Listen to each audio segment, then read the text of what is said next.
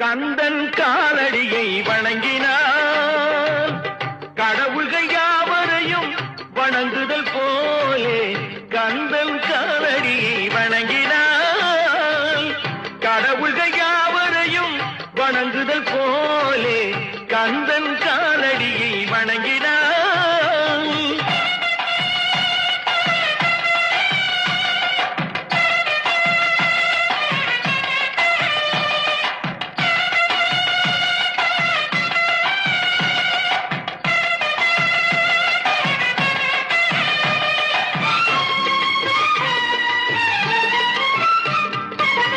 தந்தை பரமனுக்கு சிவகுருநாதன், தாயார் பார்வதியின் சக்திதானே வேலன், சிவசக்திதானே வேலன்.